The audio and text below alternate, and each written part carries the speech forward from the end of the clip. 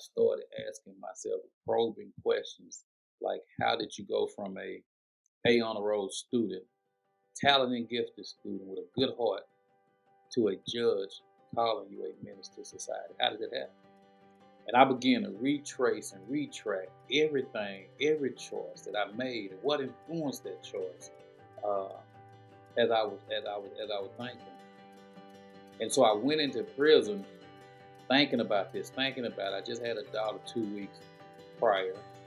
My life had spun out of control.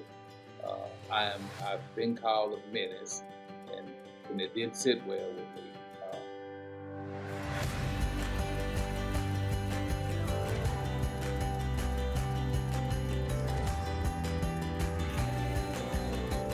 Welcome to episode 24 of People Are the Answer. I truly believe that people are the only answer to the world's many problems. I'm Jeffrey M. Zucker, a serial entrepreneur, here to learn how innovators are creating outsized, transformational social impact. Today's episode features Antong Lucky, president of Urban Specialists. Antong takes us on his journey from being a gifted student as a child to starting the Bloods gang in Dallas at age 14 to turning his life around at age 19 while incarcerated. He and Urban Specialists now work to end violence in communities in incredible ways. I was very moved the first time I heard Antong's story and was so excited to have him on the show. Antong and I cover a lot of topics. Get ready to be moved and also to take down some great book recommendations. Here is Antong Lucky on People Are the Answer. Antong, thanks for joining me on People Are the Answer. Thank you for having me, man. I'm happy to be here. Awesome. I really appreciate it. And, maybe you just start off by telling our listeners who you are, what your current role is and where you're based. Okay, my name is Antong Lucky. I am the president of an organization based here in Dallas called Urban Specialists. Our mission and goal is to disrupt trends of violence in urban communities and also generational poverty. So we spent the last 22 years trying to do so. Awesome. I'm excited to dig into that. And what would you say generally motivates you in life? What motivates me is seeing other people realize their potential. For me as a kid, I grew up without someone really motivating me or really uh, pulling out my potential. And so I succumbed to some things in my community that I'm not proud of. And so I relate to every kid who are like me in communities that has potential, but just need someone to see it out or walk them through that. And so my goal every day that I wake up is, how do I help someone else realize what's inside of them is greater than what's outside of them? Yeah, that's beautiful and incredibly important. And for the listeners' sake, you and I have met before. I've heard your general story and excited to dig in here for the listeners. But I know you grew up in Dallas and it was tough. You were an intelligent and gifted kid, but you didn't really have a choice in terms of where your life went. And can you just dig into that a little bit? Yeah, I sure can. As you stated, I grew up here in Dallas, East Dallas, but South Dallas on the map, in a housing project to a single parent. My father was sentenced to 50 years in prison when I was 9 months. And so my mother closed that chapter when he went to prison. And so as a kid, I applied all of my talents into school, right? Because when my mother closed that chapter, no one ever checked to see what was going on with me. Or even explained to me that why my father was in prison, and just checked on me as a kid. And so I bottled up a lot of stuff that I was dealing with, a lot of questions that I had unanswered. I bottled it up, and then I put my focus into school, right? And I loved going to school. I was a talented, gifted student, straight A student. I loved the praises from my grandmother and grandfather, who were my primary caretakers, because my mother worked long hours.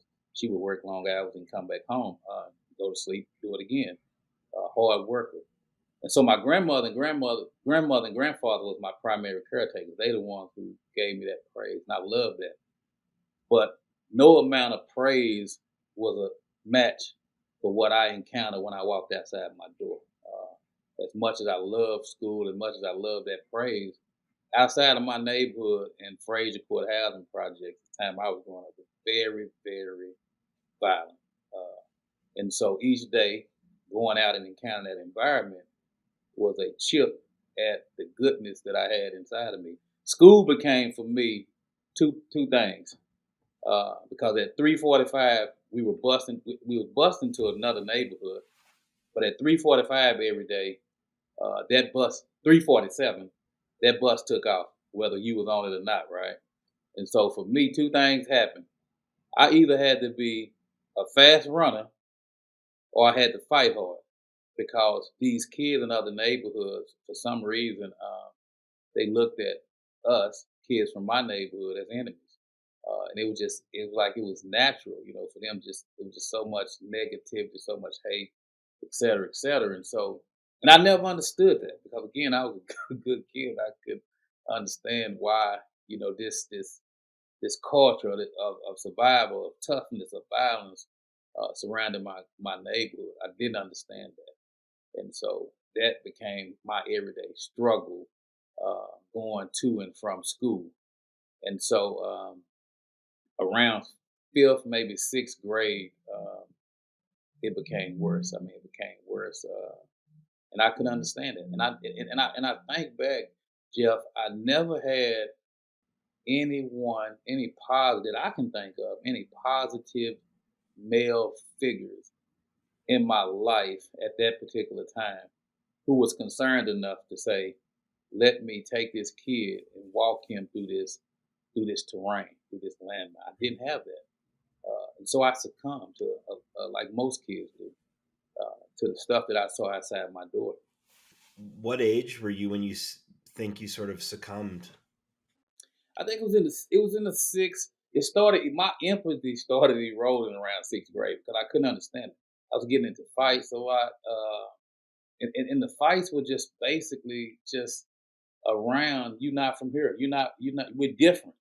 And I could never understand it. I could never understand why that was happening. And so I had to defend myself. I had to defend myself. And so as I began to defend myself, the erosion started to wear off. And then it was around seventh grade that I went to school one morning, and a kid attempted to shoot me at school in seventh grade over a misunderstanding that we had in at school the day prior. This playful understanding, misunderstanding. Come to school the next day, bunch of kids waiting on me, and all I remember is a kid saying, "Shoot him." And a friend of mine, who was a female friend of mine from my neighborhood, she jumped in front of me and said, "Y'all got to shoot me."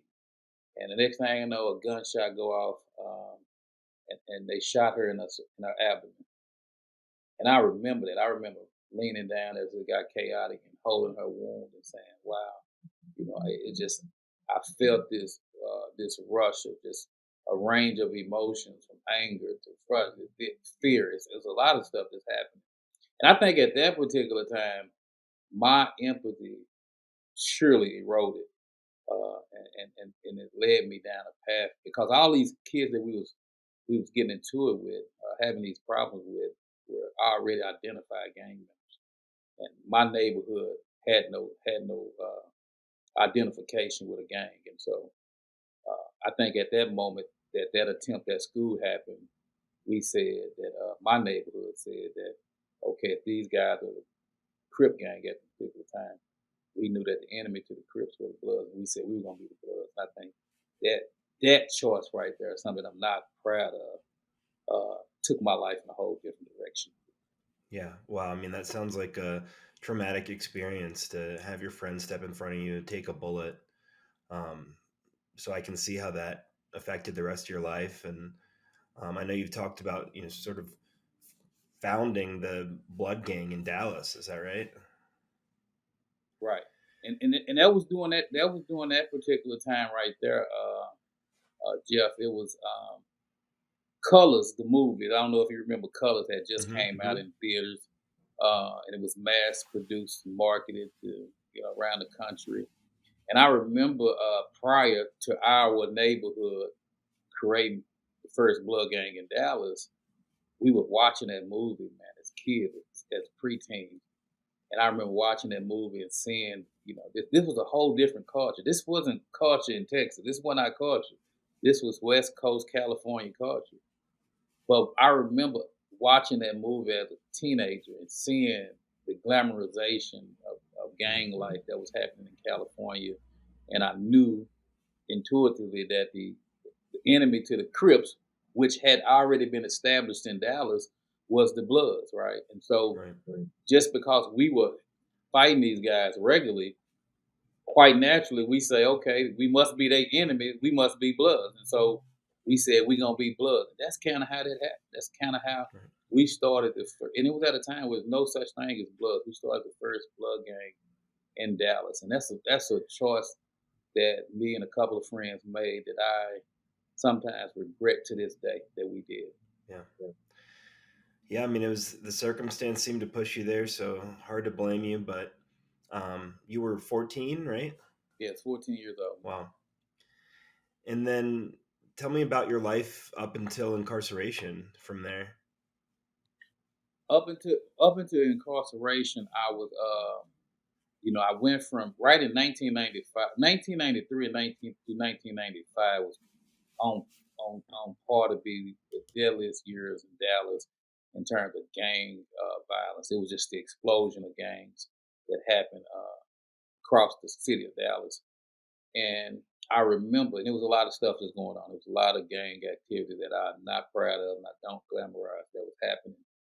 Up until 1995, when the FBI raided my neighborhood and arrested 48 individuals, 48 of my personal friends who I grew up with, raided the neighborhood, and everybody went to federal prison. I missed that raid by the grace of God. That's how I knew God had his hands on me because I was supposed to be a part of those guys that went away for decades over gang banging and all that good stuff. But I didn't for some reason. I missed that. And so when the feds raided my neighborhood, the drug gang became wide open because everybody was locked up. And so my gang banging activity had graduated to selling drugs. And so I began selling drugs to take care of whatever I was doing. And so that happened until 1996. I was in a raid and I was arrested, right?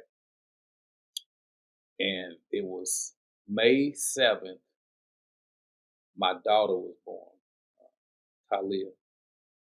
And I remember it was an eye-opening moment for me because it was the first time I realized how my life had spiraled out of control. With my daughter being born, it brought a lot of, it slowed me down to make me think, right? And I remember, Jeff, thinking to myself, I didn't want to be. I had made this pledge as a kid that I didn't want to be what my father had been to me, absent out my life. I remembered how I felt as a kid, feeling dumb that I didn't have no relationship with my father. I didn't know why he was. I didn't know at the time why he was in prison. I had no context of who he was, and I felt lost as a kid. And I said to myself, I didn't want. If I ever had kids, I didn't want to feel like how I felt growing up thinking about my father, right? And so when my daughter was born May 7th, that was a wake up call for me. It made me question life. It made me really realize how much I had gotten off track. May 21st, I was standing in a courtroom in front of a judge, uh, expecting to get my life together for my daughter, uh, to change my life, et cetera, et cetera. I had made that commitment to myself. And as I was standing in that courtroom, a judge looked at me and said, Mr. Lucky, you're a menace to society. I'm sentencing you to prison. My daughter was 2 weeks old. And I remember standing there in front of the judge And I was saying to myself, I was saying, "But Judge, you don't understand. Like I'm really a good kid, and I'm really all this stuff. I know it looked bad, but it's my neighborhood, and you have to be this way in order to survive in your neighborhood. If you try to go the other way, Judge, you get bullied." And I'm having this conversation in my head, but it's not coming out my mouth. And as I was led out the courtroom, I began to get introspective with myself at that particular moment. I started asking myself probing questions like, how did you go from A on the road student, talented and gifted student with a good heart, to a judge calling you a menace to society? How did it happen? And I began to retrace and retrack everything, every choice that I made, and what influenced that choice. Uh, as I was thinking, and so I went into prison thinking about this, thinking about it. I just had a daughter 2 weeks prior. My life had spun out of control. I've been called a menace, and it didn't sit well with me. Given the fact, given the fact of my drug and gang lifestyle, short lifestyle, uh, even doing that stuff, Jeff, I never lost myself, and I know that sounds funny, but I never lost my soul.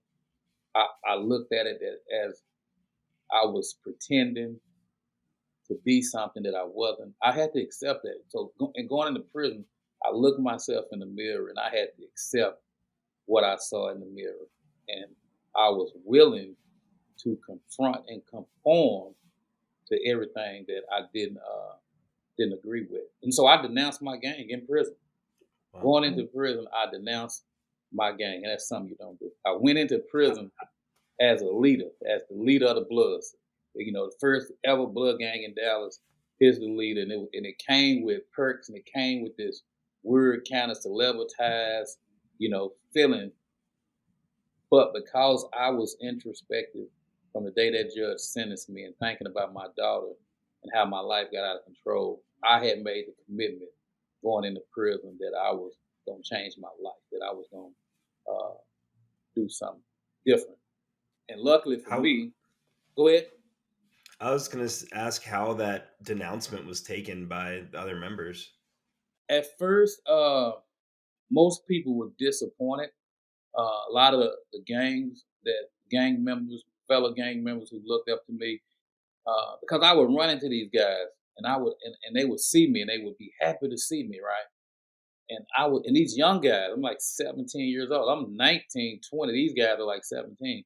And they saying, "Oh, gee, we held it down. I held it down for you. I represented the hood."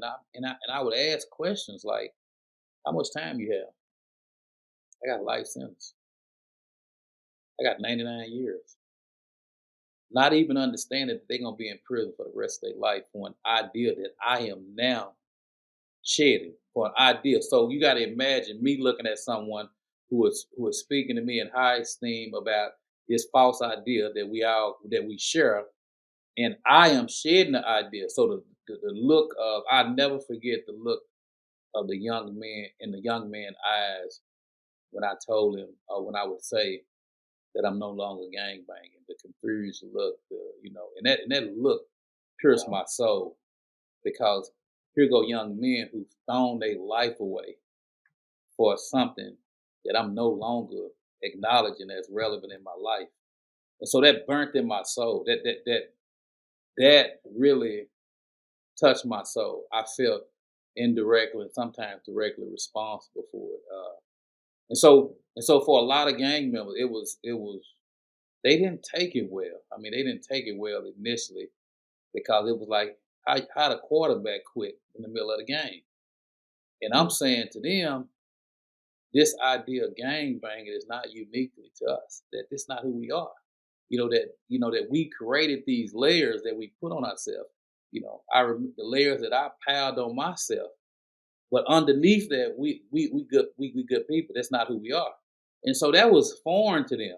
But for me, it made sense, because again, I traced my stuff and I understood how I packed on all these layers uh, as a kid, and I did that because I encountered some in my environment that made me amputate my personality to become whatever I thought at that particular time would give me self-preservation.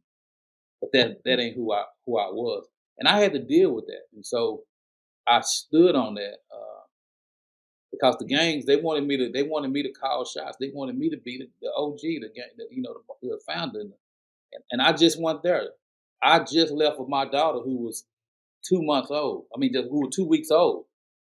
I just left my. I know how I felt not having my father, and here I am repeating his footsteps. So all of that was more important than anything else. And I'm telling brothers that this idea of gang banging, this idea of it has caused not only harm for ourselves, but it caused harm for our families, people who love us, et cetera, et cetera. And I'm no longer willing to participate. Right. Did you have to face violence while incarcerated early because of that? I had one incident.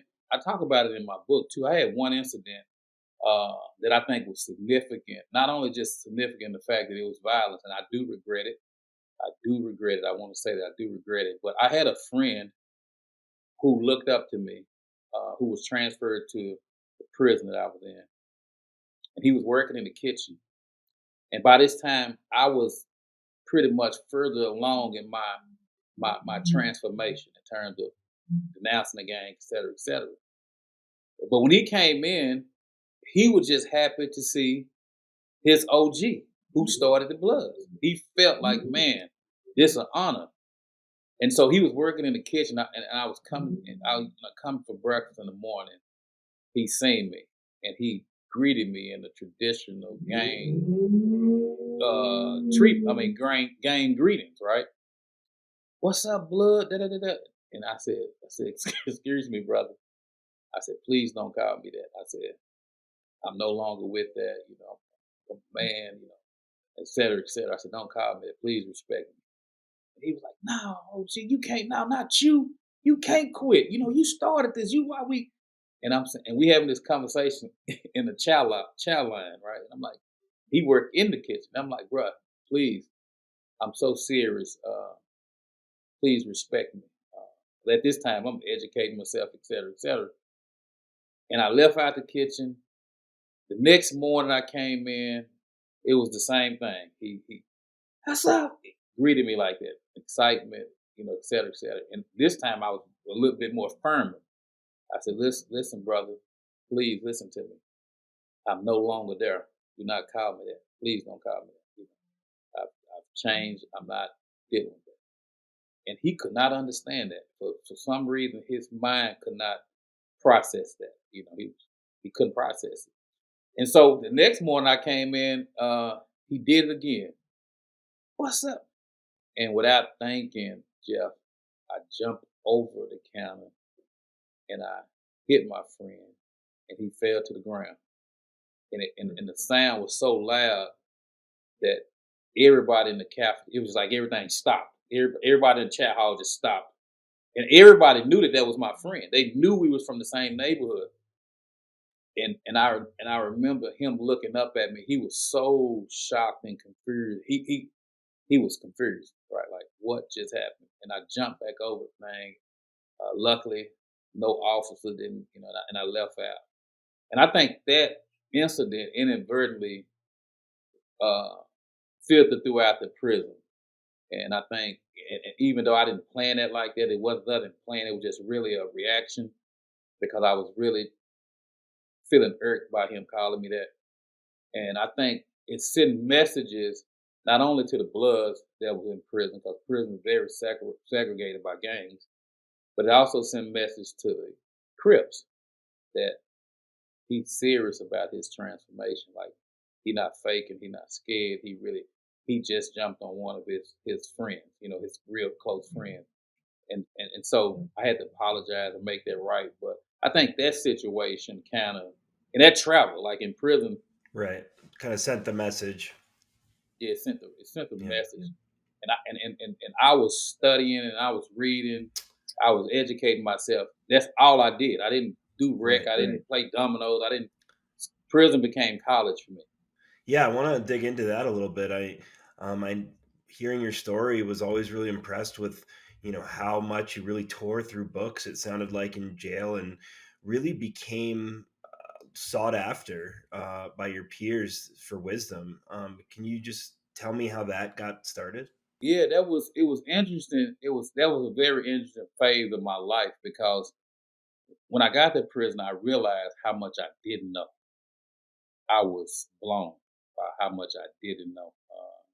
I didn't know nothing, and so I met a mentor. My mentor was a guy named Willie Fleming.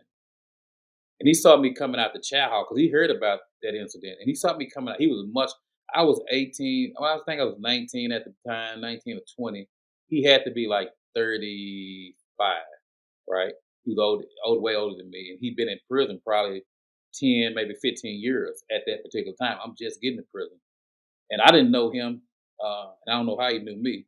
But I was coming out of the chow hall one day. And he approached me, a hot summer day. And he said, "Little brother," he said, "I need to talk to you." And I'm looking at him like, "Who are you?" And he said, "Man, I've been hearing about you in this unit. Like all these guys, they fall out of place, meaning they come to where I'm at when they don't have permission to." He said, "They do everything you ask them to do, et cetera, et cetera." He said, "But I want to tell you something, sir." He said, "Little brother," he said, "if you got the ability to lead these guys to do wrong, you have the same ability to lead them to do right." He said, "You're a leader." And that was the first time I ever heard something like that. It was just like it resonated to my years ago, many years ago, when my grandfather told me that I'll be a preacher, right? It just sounded the same, right? And so that's what caught my attention. And so this brother took me under his wing and began to mentor me. He gave me my first books to read. He started giving me books to read, and he would make me read these books 4 and 5 times before we had a discussion on them. And so my thirst for knowledge just burst open, right? And so I began devouring books, books by books by books, to the point I met the librarian, this little white lady. She was kind of older. She was a librarian. Me and her became like this, right? And I learned so much from her because we would have conversations just about life and the world, and it was opening my mind to conversations and words that I didn't know exist. And so much so that I began reading so much that whenever the prison got books donated, the librarian, because she was my friend, she would send for me first and say, "Anton, pick out what you want before I put them out to the rest of the unit." So I pick out all the good books, and then she'll put them out to the rest of the unit. But I began reading like Jeff. I was reading 14, 15 hours a day. I mean, so much so to the point the other inmates would come to my cell and be like, "Hey, bro, you need to come to rec. You're gonna bust your brain." But I was learning so much, man, and I was devouring a lot of stuff. And I began to walk the stuff that I was learning. And of course, when you learn new stuff, you want to share it. And so I started teaching. And what fascinated me was I was 19, 20 at the particular time, and I had men, grown men, 40 and 50 and 60 years old, who were really seeking me out for advice and who was really confiding in me and life stuff, and I'm helping them I'm helping them. And so I didn't realize at the time, but in hindsight, when I looked at it, I was really helping them. I began to challenge their cognitive distortions, right? I was propose questions, and I was, how would you handle this situation if you were free, and how would you that? And I was just doing this stuff because in me was this desire to help. I became friends with the head guy of the Aryan Brotherhood. I became friends with him because I was fortunate enough to have money, so I would spread, cook food, and in prison it's segregated by race, and so you don't eat with nobody else. And I never understood that. I was like, why is this rude? Why we this is an unsaid norm? You have all this food. If they not a part of your race or your gang, you throw it away. You don't give it to nobody else. And so I broke that norm. I would I would take my food and go around the prison dorm and just give it to people like, here, here. Ain't nobody gonna turn down no food in prison. Not no commissary food. And so through that I started making friends with people who I would otherwise wouldn't even associate with. And one in particular was the guy head of the Aryan Brotherhood. This guy had tattoos, bald headed. He had tattoos from the top of his head to the bottom of his feet. I'm talking about lightning bolts, swastikas. He even had a man hanging from the tree on his arm. And I remember inmates used to watch us because we'd be in the corner at the table in full conversation. And I remember the looks that I used to get because people was trying looking like, what the hell is he doing, et cetera, et cetera.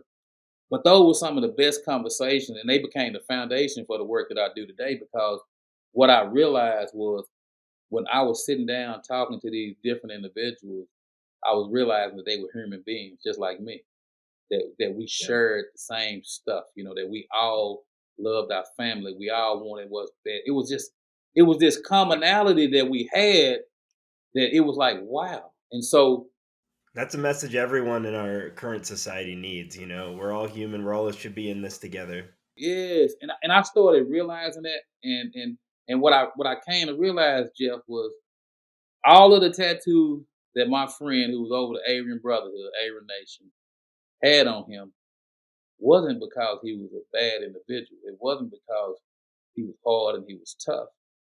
It was because, just like me, he encountered an environment that made him put these layers on, and these layers was to scare you away from him so that you don't bother. He didn't want no problem, but he knew by you looking at him with all these tattoos and over his body, you were probably more than likely to say, "Let me leave this guy alone." If he tattoo his face and head, but underneath the tattoos was just a little boy just like me who encountered his environment, who had dreams, goals, and aspirations, but he encountered some stimuli in his environment that made him say, "Let me layer on, just like I layered on the game." And that's the commonality that we had. And so I began to have those kind of conversations and build those kind of relationships just around our shared humanity. How do we look past the outer appearance and look to the heart? And so that became like the basis of my work when I got out, because I said we have been manipulated by society, by situations and circumstances to become something that we truly not. And deep underneath that, we're human beings that just want something good and want what's best for our families and ourselves. Absolutely. And so, did the prison that you were in, did it become more of a united place while you were there?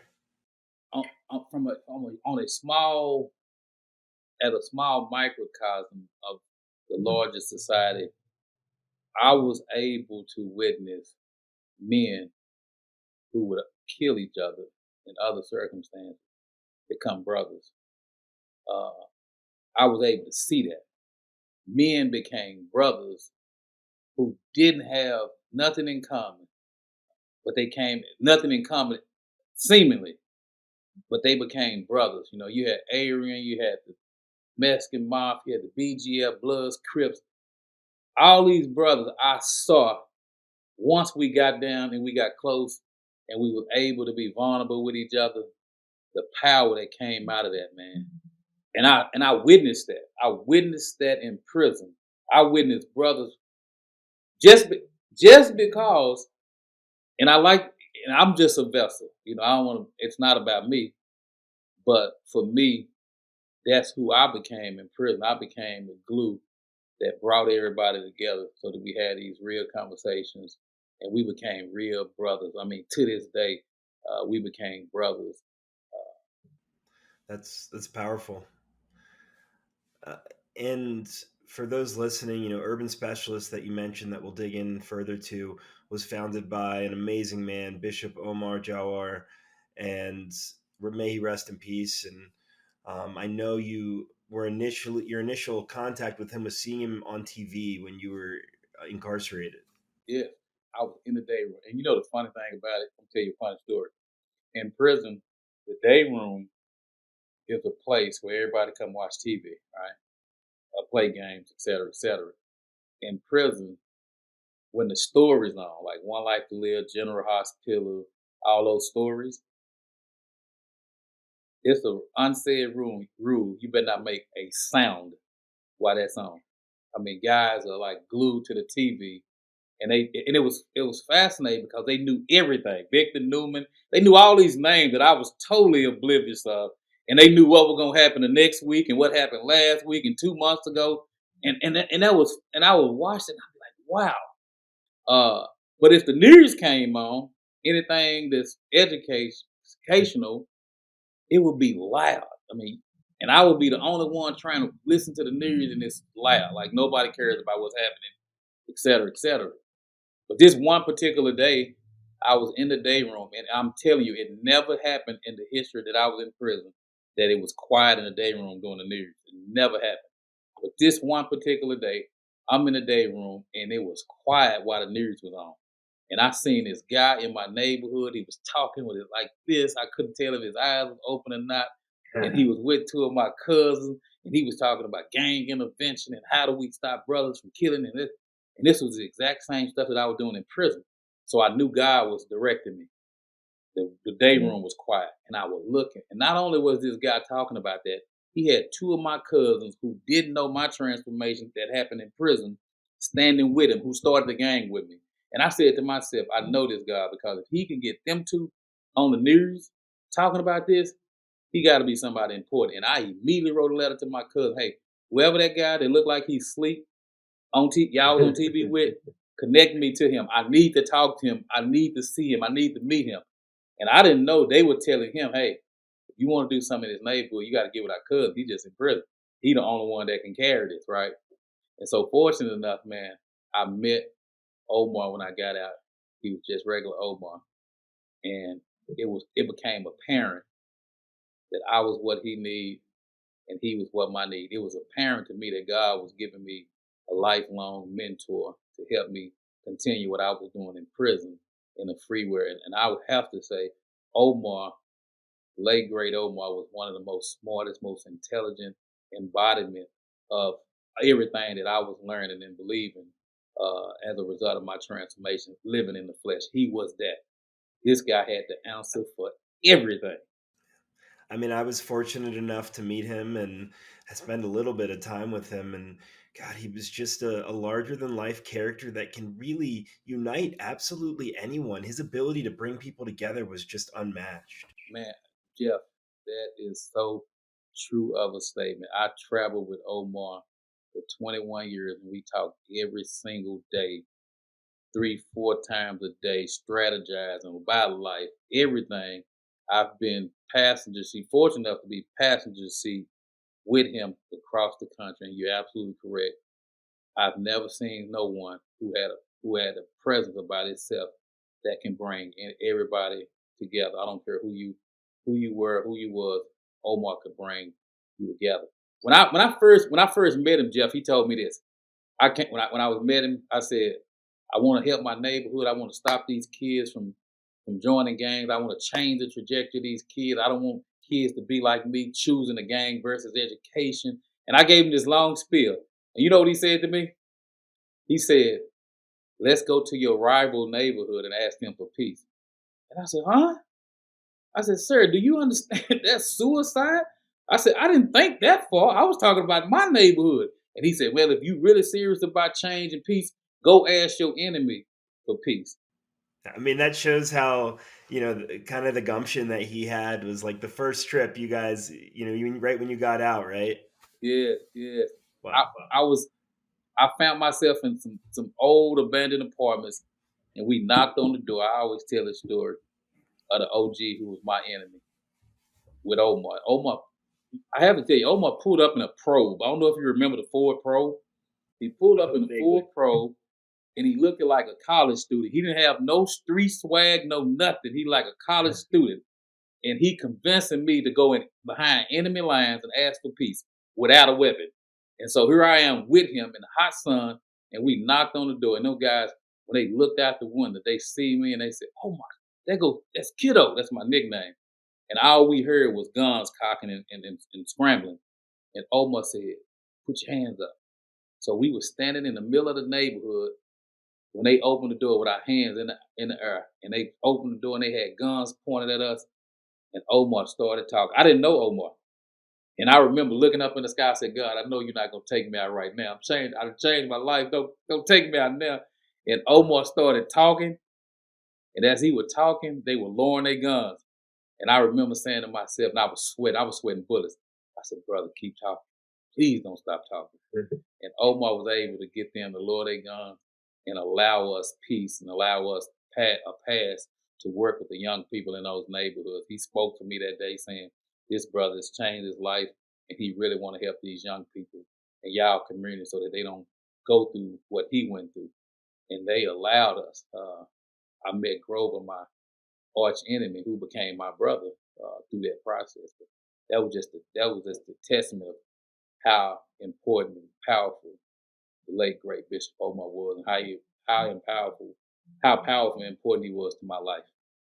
Yeah, absolutely. And how impactful his voice was. And that's incredible. So from there, I mean, it seems like you and Bishop Omar were joined at the hip and started working. Even at what point did it become urban specialist? Was it already that? Now, at first, it was Vision Regeneration. That was the name of the organization. And we started out working in schools. We worked with the juvenile department. We probably worked in every facet of community building that you can think of. Apartment, everything. We did everything. Around up until around 2016, Omar had already been using urban specialists even back then. Like he defined us as urban specialists. We are urban specialists. We have a specialty in urban culture. And so around 2016, he changed the name to Urban Specialists as the organization, man, because we realized that a lot of the work that we were doing, direct work, that we needed help. We couldn't multiply ourselves as fast enough. The need was so great. So how do we take it and scale it? How do we bring other people, teach them what we know, et cetera, et cetera? So that's how Urban Specialists were born. And it's been over 22 years since you've been working to end violence in these communities. It's really incredible. So, I know that urban specialists works to mediate and intervene and end gang violence. Can you talk about practically what that looks like in practice? Oh yeah. Today, that's actually key ingredient is taking individuals from those communities that experiencing violence, uh, who have influence. They have influence, but don't know they have influence. So our job has been finding these individuals. We call them OGs, original gangsters, because they have the influence. We call them original guides. Yeah, real good guide because they guide it. They're original and they guide it. And so we find those individuals that Omar would always say, if you take a person and change their character, then their characteristics have a market advantage. So he always believed that those who were considered the problem is the solution. He always believed that. He always believed in redemption and transformation. And so the gist of what we do is taking those individuals who don't understand their influence or may have bad influence, and how do we turn that around to be good influence? And how do we teach them how to reach back to the younger generation who are looking up to them and be able to walk them through this landmine? Like when I was a kid, I always wanted someone to walk me through that landmine. So we filling that void for kids like me, who are good kids, who are talented, who are creative, but they making choices that's snuffing out their ability. And so we fill in the void by training those individuals to go back into communities and be that voice, and to show up for those young people. And we believe by doing so, you are hitting that, reducing, and maybe even going away, getting rid of violence. And so that's kind of been the work. So we target like 4 or 5 neighborhoods at a time, and we just have an influx of mentors, resources, the whole 9 yards to that community. And we've seen success in that. We've seen success in young people coming back who are graduating college, who are graduating high school, who are getting jobs and all that kind of stuff, and they're attributing that to their mentors that come from our initiatives, and so that's the work. Yeah, I mean, what a thoughtful and useful way to go, and just to target the leaders in these communities. And in addition to those individuals, you've been working with the chief of police in Dallas. Is that right? Yes, Chief Garcia is one of the best chiefs that we've been fortunate to have because I think for him, he understands bottom up approach, bottom up solutions, and those solutions have to come from proximity, and proximity of those individuals in that neighborhood who have the most say, who understand the cadence, the rhythm of those communities, empowering them to be those brokers of peace. Chief Garcia understand that. And so we've been partnering, going into multifamily complexes along with DPD, so that the encounter with community is not always a 911 emergency kind of situation. We need our community to see law enforcement in a non-threatening way. You know, where we out having fun, dancing, uh, barbecue, the whole 9 yards.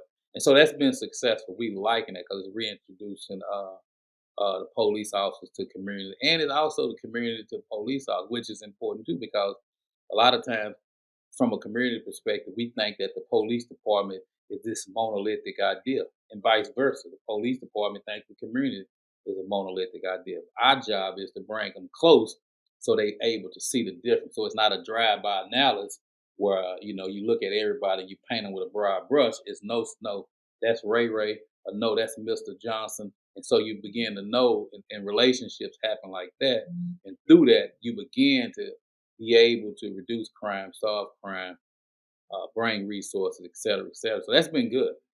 It's back to sort of building that shared humanity. Just the police getting to know people in the community and vice versa just shows like, hey, we're all humans. Right, and that's the key. That's why I like it. That's why I like the people at the answer because we have to bring Mhm. people closer. We've been divided by so many measures that have divided us. But when we bring people closer in together, we begin to shed those stereotypes and those perceptions that normally keeps us separated. That's our deal, bringing people together, and understanding that we not perfect. Nobody's not perfect. We may mess up. We gonna mess up. It's mine. We gonna mess up. Well, it's not about us messing up or the fact that we will mess up. It's about how do we keep pressing forward. How do we Yep. keep pressing forward so that our officers are safe, so that our community members are safe, and so that we got a working relationship that don't polarize us, but instead is calling us out, is calling us in. So that's the Mhm. whole purpose of this. It's incredible. Love your work, and you've obviously seen some really tremendous things over the years, things that you've been witness to. And I know you've put a lot of that in your book, A Redemptive Path Forward from Incarceration to a Life of Activism. Would love to hear just about your book, the inspiration when you published it. Man, this is gonna be a major jewel for anybody who trying to understand community, for anybody who trying to understand redemption and transformation, what that look like, and it chronicles the journey of my life from a baby till to today. It takes you through in my incarceration, step by step, what I dealt with, a lot of the choices that I've made, which is you're gonna love it. And then it takes you to me, Bishop Omar, and then all of the stuff that we've done and how it's the setbacks, it's all that. It's I didn't hold back. It's a transparent account of everything from my perspective. I think my readers are going to enjoy it. I think anyone that's incarcerated that's trying to figure out how to do something different with their life, it's going to be the motivation for them. Because for me, when I was in prison, it was books that transformed my life. It was me reading and being exposed that really opened my eyes up that transformation was possible. Looking at those some of those books that I read, like Viktor Frankl, the Man's Mhm. Search for Meaning, Dennis Yep. Kimbrough, uh, and it was just a whole bunch of books. The falsification of African American conscience. It was a lot of books that I read in a variety of spectrum, and a lot of memoirs that I said, man, I identify with that, and I like the way he did it. I like the way she did it. That inspired me that it was possible for me. So I know if it's possible for me, it's going to be possible for my reader who reads this book. That makes a lot of sense. I'm curious, have you made a specific effort to get this book into prisons? Not yet. I need some inroads too, but I definitely want to get it into it because I'm telling you, it was the books, Jeff, that changed my life. I attribute that. If my reading, and I'm an avid reader now. Like I read for real. Read. I love. That's my hobby. I read, and reading is so fundamental, and it takes you to a different place and a different world and a different experience. And you know, they say if you have a mental experience, it's same as a physical experience. So books do that for you. It exercises that brain, uh, and so I love it. So I want to be able to have someone in prison somewhere across America read my book and say, pray maybe 5 or 10 years from now, I've read a redemptive path forward, and it really changed my life and made me get it right. That's my biggest hope too. Awesome. Well, I look forward to reading it. And um, one topic that has come up with us before. Obviously, you guys are doing great work, but there's still a lot of prevalence of violence. How do you feel that the mass media has contributed to that? I think when you look at it, 20, you say 20 years ago, when you look at the number of hours that kids were spending watching TV versus today, or when you look at the number of violent acts that kids seeing on TV versus today, have significantly tripled, right? Uh, just like me, I was telling you earlier, but back in 88, 89, I was watching Colors. That was a movie that was mass produced that had a lot of violence in it. And we emulated that. We copied what we saw. So that question is, when you say, hey, does mass media has a responsibility in the prevalence of violence? I'm gonna resoundingly say yes, because you know you got young, and you look at today, a lot of kids. It's a lot of data and research out there. A lot of kids are spending time on their cell phones unmonitored, watching violent acts after acts after acts. And you got to ask yourself, what you think that does to the psyche, to you know, how does that reduce in a kid's mind, impressionable mind? What imprint does that have? And we are smart, so we do know it's an effect. And I think mass media, has a job and a duty to scale back a lot of the violence that our kids are seeing. And I know it's a pro and a con argument about this, but I just believe that with the preponderance of violence that our kids are exposed to today, you gotta say that it has an effect on how they behave, et cetera, or how they problem solve. You know, Do you have any advice for parents out there on how to deal with that? I would say, and I say this all the time. I would tell parents to definitely, because you are the parent, you have to monitor. You can't leave your child alone with these devices. Uh, With the internet, right? Like, yeah, you can't do that. That's a recipe for destruction. You'll be surprised by typing in Google or looking on YouTube the amount of violence, the amount of immorality that our kids consume out of our presence. So I think as a parent, it's our duty to monitor the intake of what our kids are putting into their brains, et cetera, et cetera. Monitor what they're watching on TV and limit that.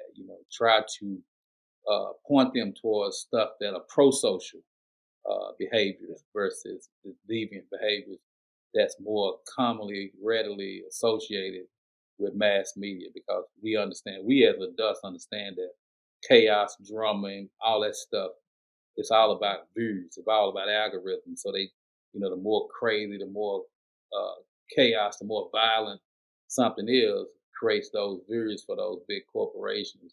But we can't allow our babies to be sworn in by that. We have to do everything we can to protect our kids against this preponderance of violence that's shown in mass media. absolutely. Well, I appreciate that thought. My son's almost two, so I'm sure we'll be getting there at some point. Yeah, yeah. monitor that cell phone. Keep don't I know some parents just give their kids phone and just leave them alone. That's and I don't Right. that's to me that's child abuse. And I know that's Yeah. extreme, but to me that's child abuse. You have to definitely monitor that kind of stuff, man. Because if you Makes don't, sense. they you just they have impressionable minds, and they'll be far advanced than you think. Do you remember the first time or one of the first times where you really something happened that showed you the true importance of giving back in general?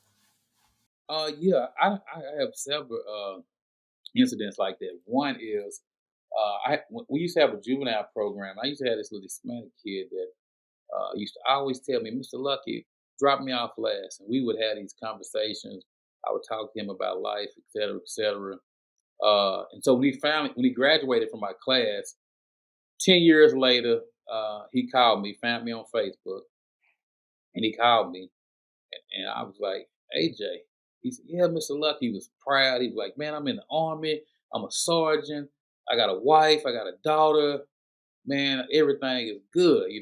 But he said one thing though. I said, "What's going on?" He said, "Man, my wife just told me she's thinking about divorcing me." And I said, I knew if anybody could provide me with the right information to what to do in this moment, I knew it'd be you. So that's why I had to find you. I found you on Facebook, right? And I said, okay, well, AJ, what's going on? He said, well, I've been working these long hours on the base, 12, 13 hours. And when I come home, I'm tired and I go to sleep. And I've been doing that for a while now. My wife told me that she didn't sign up for this, that I need to take her out on a date and treat her to dinner, et cetera, et cetera. And he said, Mr. Lucky, what you think I should do? I said, that's an easy one there, AJ. I said, you need to, tomorrow when you come in, you need to have reserved the restaurant and you need to take your wife to dinner. I said, that's simple. And he called me back three or 4 months later and he was thanking me for saving his marriage. Mm. That stuff right there. Now, and I got many stories like that of young people. Yeah. And sometimes I forgot. I've been to forgot what I've told them, because I'm always telling them positive, planting seeds, and they don't forget. They remind me of that stuff, Right. and be proud of what their life is. And they attribute a lot of the stuff that I've either showed them that I walked, or something that I told them. They attribute that to their life changing, they taking a different path. And so when I get those kind of, and I got a lot of stories like that, man, that those kind of story is worth doing this work. It's worth trying to Yeah. save some young person. You can never Yeah. know what your words can do for somebody else who's trying to figure it out. Yeah, those are the stories that really show how one person can affect change one person's life. Like you said, like you're just saying the things you believe in, and one of those sentences that you don't think twice about could literally change someone's life. Change their life. He was reminding me of something I said that I forgot, and he was like, "Bruh, this is what this is what he told me." He said, "Mr. Lucky, you the one told me to go to the army." And I said, I remember that now because I did, because his neighborhood was tough. And I said, man, you need to travel, you need to explore the world. And I forgot about that stuff. And this guy is Yeah. actually in the army, sergeant, wife, family, kid, and been there since I dropped him off on that bus from a juvenile program. Yeah. Those kind of stories are what. That's why I believe that people are the answer. People are people are Absolutely. the answer, man. I really believe that. I That's the name of this podcast, man, is indicative of everything that I represent, everything that I love, man. I believe the people are the answer. And when we begin to come in close as opposed to staying out, we begin to lock into what we all share as Americans, those core values. We understand that we all share that. I think that's where the medicine is. I think that's where the power is. It's just about bringing us in so that we can share. And once we share, man, we realize, hey, we got a lot in common. And we shouldn't be fighting in the first place. I'm wearing a shirt exactly. from a friend of mine. Fatherhood over every hood. Yeah. Oh, I like that a lot. Fatherhood over every hood. It's an OG in our cohort named JoJo. This is his brand. Black man, I'm not your foe. His whole mission is the same. How do we bring people together as opposed to claiming neighborhoods? Let's claim fatherhood. Let's become men in our kids' lives and be the example and environment that they need, what I needed, like most kids need in our community. And Right. that's how we help our country. That's awesome. I really love that perspective and that mindset. I certainly feel that way.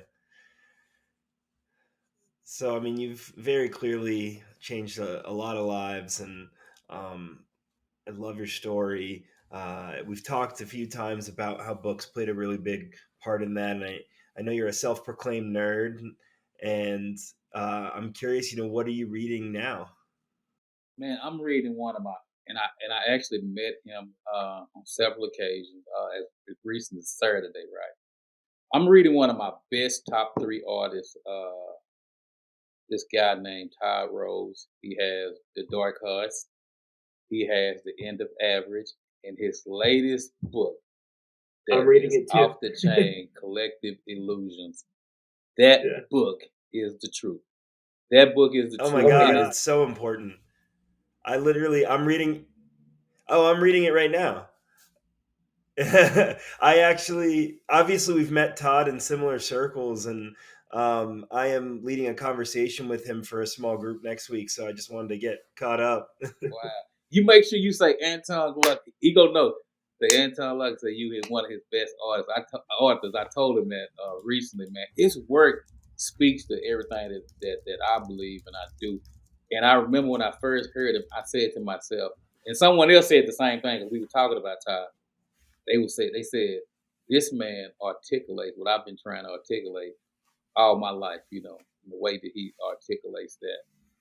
Yeah, So I'm reading his book. I don't even sent his book to like 10 people already. I'm yeah, sending people that I love and I know the Collective Illusion, man, because I think yeah. that's I've been telling everybody about it for sure. yes, that's my guy, man. Ty Rose is my guy. That's what I'm And reading right now. that's awesome. And I've mentioned on the podcast before a stat that he cites in it. It's I don't recall if it's 10 or 20%, but a small portion of the creators on social media are the ones that are creating 80% of the content. And so you think what everyone's thinking is just what this small group is like. And what that stat right there speaks to the situation when I was in prison and I met the guy that was from Avery. We all think that we thinking the same, but it's totally different, man. Personally, you know what I'm saying? That guy feels just like I feel, but because Right. loudest voice is sometimes equated with what that's the truth, or that's how everybody else feel, and that's not necessarily true. Yeah. What you think everyone else is thinking is probably not true. It's probably more like what you are actually thinking. Exactly. That's Yeah. crazy that you reading that book right now. That's interesting, man. Yeah. And let me know I'm on the right page. Yeah. No, I love it. I mean, Todd is awesome. I hope to have him on the show one day. Yes, good stuff. You talked about, I always ask about mentors. You talked about Willie Fleming, obviously Bishop Omar. Anyone else that really stands out for you as a mentor? I got a lady named Nia Capera. Definitely a great mentor to me. I'm fortunate, man. I have many mentors, and I think if I tried to shout them all out, I'm gonna miss somebody. But I'm That's fair. fortunate because for me, I always approach uh, most of my situations as a student and as a learner. I'm always wanting to learn from people, and I'm not fighting that. So I got a lot of mentors who mentor me, who are in various areas of their life, various businesses, et cetera, et cetera. That's always, and I think that's important. You have to, and I have a wide range of mentors uh, that are totally diverse, and I love them because they all pour into me. They all give me something that I need at that particular time, and so I can't name them all, or I'll be. Yeah. Charles Koch is definitely one of my mentors. I would say that. I say Charles, one of the smartest Yeah. person I've met. So Absolutely. I mean, I'll say that he's certainly one of the smartest people I've met as well. And obviously, the media has painted that family a certain way. And you and I know from firsthand experience that's their. It's not what the media says. Charles is Charles is one of the smartest men that I know and I respect and I admire deeply because I've watched him, I've studied him, and he really, really believes in people, and I love that about him. Chase Elizabeth is, of course, is helping me with this book. Has been a big inspiration to me. I talk to her regularly, so I have a different take than what the media portrays. These Right. some great people, man. So that's Charles a mentor to me. Yeah, and we don't have to dig too deep into them in general, but I think the one thing that is so important for everyone to know is like everything they say is genuine. Like you said, he truly believes in people. And I saw there was some article this week about um, billionaires and the books they write, and they were talking about how Good Prophet was written for this and that. And I'm like, no, I've met him and he really espouses all of these truthfully. So Good Prophet is something that I read regularly. I mean, I read it regularly. It has helped it not only my life, but I use Good Prophet in life, but it has helped our organization tremendously. We good profit heads around here. So, I don't know what the media talking about, but I definitely know that the importance of those principles in good profit has helped us. I mean, everybody in my organization has a copy, read it, quote it. It's like almost like the Bible around here, and I love it. I mean, I love it. yeah, I really do. it was a super impactful book for me as well. Um, Before I get to my last couple of questions, if you'd like, you can ask me a question. Yeah. Okay. I want to know why um, you believe that the people are the answer. Because I assume that Yeah, you believe that.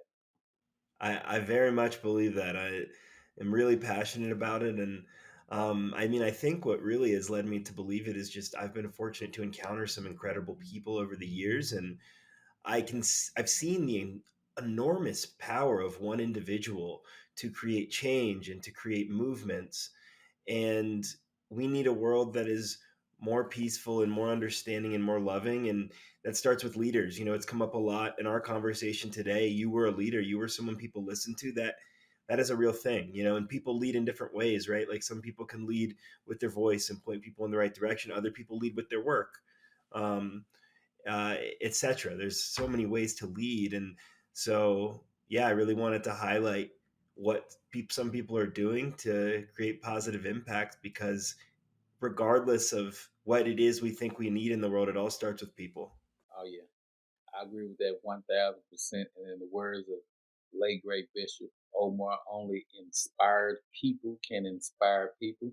So Jeff, I would say this, man, to the listeners out there. Uh, I'll be remiss if I don't say it. Make sure you go on Amazon and purchase A Redemptive Path Forward by Antong Lucky. Yeah, I'll be sure to include the link. You thank me later. Not just because it's my book, but it's definitely the embodiment of what we're talking about right here. It Thank you. definitely says throughout them pages that the people are the answer. I believe in people, and so this is the book for you. I appreciate you, Jeff, for having me on this podcast. It is a pleasure to be here. I want to come back again.